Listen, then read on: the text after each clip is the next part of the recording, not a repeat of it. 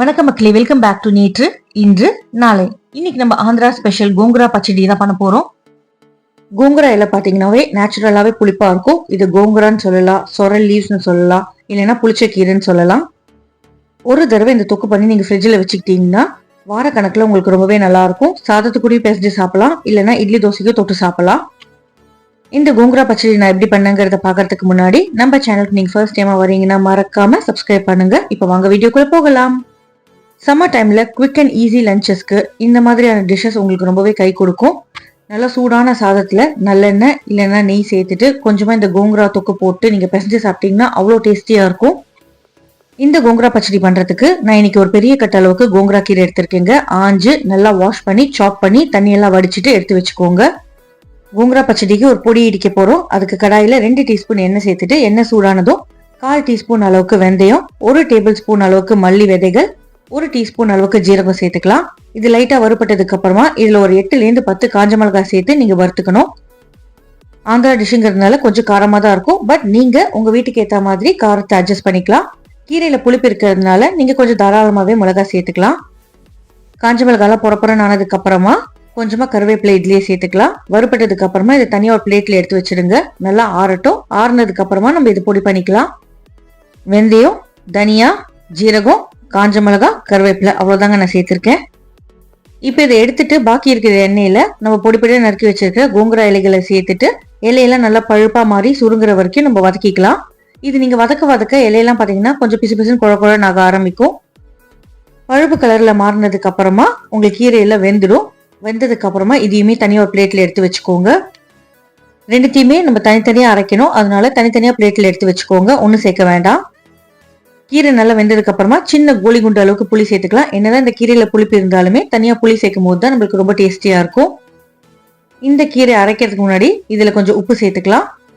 இது ஆறதுக்கு முன்னாடியே நம்ம முன்னாடி வறுத்து வச்சுலயே ஒரு பொடிக்கு அது ஆறி போயிருக்கும். அதனால அதை அப்படியே ஒரு மிக்சி ஜாருக்கு மாத்திட்டு குறைன்னு அரைச்சு எடுத்துக்கோங்க. அரைக்கும் போது தண்ணி எதுவுமே சேர்க்க வேண்டாங்க. தண்ணி சேர்த்தீங்கன்னா சீக்கிரமா கெட்டு போயிடும். மொத்த பச்சடியுமே நம்ம தண்ணி சேர்க்காம தான் பண்ண போறோம். இப்போ இந்த பொடி அரைஞ்சதுக்கு அப்புறமா இதுலயே நம்ம வதக்கி வச்சிருக்க கோங்குராவுமே சேர்த்துக்கலாம். கோங்குரா கீரை இந்த பொடி நம்ம ஒன்னா அரைச்சுக்க போறோம். நல்லா உங்களுக்கு திக்கான ஒரு பேஸ்ட் மாதிரி வரும். இது அப்படியே நீங்க வதக்கினீங்கன்னா உங்களுக்கு பச்சடி ரெடி ஆயிடும். இப்போ நம்ம கோங்குராலாம் வதக்கினோம் இல்லையா, அதே கடாயிலே வதக்கிக்கலாம். ஏன்னா அதோட ஃபிளேவர்லாம் கண்டிப்பா கடாயில இருக்கும். 2லேருந்து 3 டேபிள் ஸ்பூன் அளவுக்கு நல்லெண்ணெய் சூடு பண்ணிக்கோங்க. நல்லெண்ணெயில பண்ணும்போது தான் ரொம்பவே வாசனையா இருக்கும். எண்ணெய் சூடானதுக்கு அப்புறமா இதுல 1/4 டீஸ்பூன் கடுகு, 1/4 டீஸ்பூன் ஜீரகம், 2 காஞ்ச மிளகாயை உடைச்சு சேர்த்துக்கலாம்.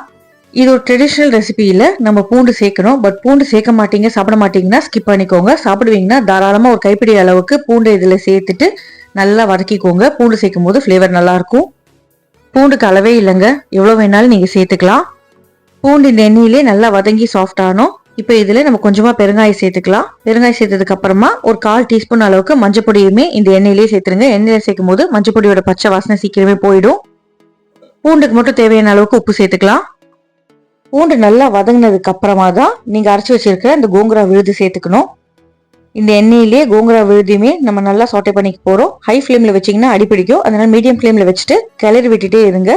பச்சை வாசனை போய் நல்லா திக்காய் எண்ணெய் பிரிஞ்சு வர வரைக்கும் நம்ம வதக்கிட்டே இருக்கணும். ஒரு ஸ்டேஜ்ல பாத்தீங்கன்னா அப்படியே கடாயில ஒட்டாம உங்களுக்கு ஹல்வா மாதிரி வரும். அந்த மாதிரி வர வரைக்கும் வதக்கிக்கோங்க. நம்ம சுத்தமா இதுல தண்ணி சேர்க்கலங்க, நல்லா வதக்கிருக்கோம். அதனால ஃப்ரிட்ஜில் வச்சுக்கிட்டீங்கன்னா உங்களுக்கு வார கணக்குல ரொம்பவே நல்லா இருக்கும்.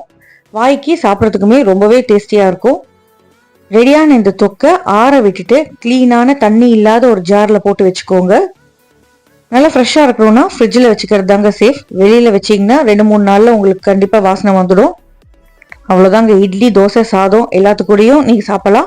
ட்ரை பண்ணி பாருங்க. எப்படி வந்ததுங்கிறத எனக்கு மறக்காம கமெண்ட்ஸ்ல சொல்லுங்க. நம்ம சேனலுக்கு நீங்க ஃபர்ஸ்ட் டைமா வரீங்கன்னா லைக் பண்ணுங்க, ஷேர் பண்ணுங்க, சப்ஸ்கிரைப் பண்ணுங்க. இன்னும் நல்ல வீடியோவோட நல்ல ரெசிபியோட நாளைக்கு சந்திக்கிறேன். Until then, take care. Bye bye. Have a great day. Thanks for watching.